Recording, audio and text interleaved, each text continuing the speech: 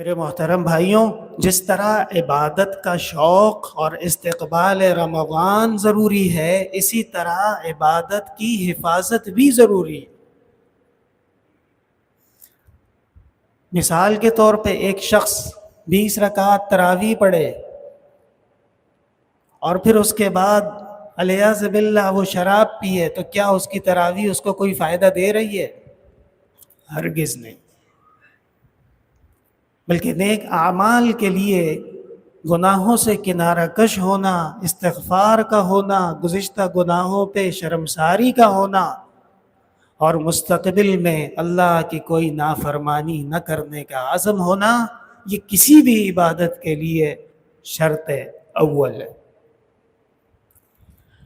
اور جس طرح ہم بدنی عبادات میں کوششیں کرتے ہیں کہ ہماری نماز قبلے کی طرف ہو، ہماری نماز مسجد میں ہو، ہمارا لباس صاف ستھرا ہو، ہماری نماز صحیح العقیدہ امام کے پیچھے ہو، ہماری عبادتیں اللہ اور رسول کے قریب لے جانے والے اولیاء اللہ کے ساتھ ہوں، اسی طرح مالی عبادتوں کی حفاظت بھی ضروری ہے۔ آج کل لوگوں کے اندر اس حوالے سے بہت زیادہ بے رخی نظر آتی ہے، اور لوگوں نے اپنے مصارف بدل لیے ہیں۔ کوئی فراڈی نکل آئے ہیں، بڑے بڑے لوگ پیسے لے لے کے حکومت سے بھی لے لیے، عوام سے بھی لے لیے، اور جی روزانہ بہت بڑی افطاری ہو رہی ہے، روزانہ بہت بڑی سحری ہو رہی ہے، واہ واہ۔ لیکن اگر جان کے امان پاؤں تو پوچھ سکتا ہوں کہ اس شخص کی زبان سے کبھی آپ نے اللہ و رسول کا نام سنا ہے؟ کبھی ایسے لوگوں کی زبان سے آپ نے یہ سنا ہے کہ ہم سب یہ اللہ کی رضا کے لیے کر رہے ہیں، اللہ قبول کر لے تو ہمارے لیے بیڑا پار ہو جائے گا؟ نہیں۔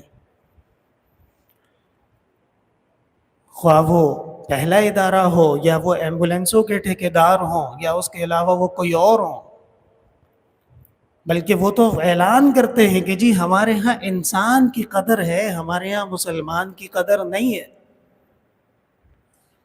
شرم تم کو آنی چاہیے، اسلام کے نام پہ تم زکوٰۃ جمع کر رہے ہو، اسلام کے نام پہ تم صدقے جمع کر رہے ہو، اسلام کے نام پہ تم نے فطرانے کی دکانیں کھولی ہوئی ہیں، اور جب وقت آ جاتا ہے تو تم بولتے ہو کہ اسلام کی تو کوئی حیثیت ہی نہیں ہے۔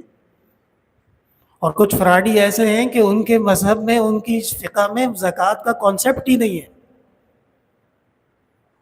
اور ضیاء الحق کے دور میں اسلام آباد بند کر کے انہوں نے اپنی زکوٰۃ چھڑوائی تھی بینک سے کہ ہم زکوٰۃ نہیں دیں گے۔ دو فرقے ہیں، ایک احمدی ایک دوسرا ہے، اور وہ جی جناب عوام ان کو دبا کے زکوٰۃ بھی دے رہی ہے، دبا کے صدقات بھی دے رہی ہے، اور وہ مسلمانوں کو بیوقوف بنانے میں لگے ہوئے ہیں۔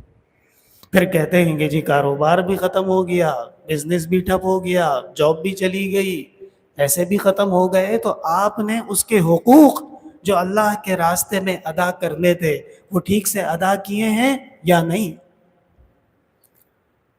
اللہ تعالیٰ نے تو فرمایا وَمَا آتَيْتُم مِّن زَكَاةٍ تُرِيدُونَ وَجْهَ اللہ، جو تم زکوٰۃ دیتے ہو اللہ کی رضا کے لیے تو یاد رکھو فَأُولَٰئِكَ هُمُ الْمُضْعِفُونَ، اللہ تعالیٰ وہ مال دگنا کر کے دیتے ہیں، اور یہ ہمارا ایمان ہے، یہ قرآن کریم کا وعدہ ہے۔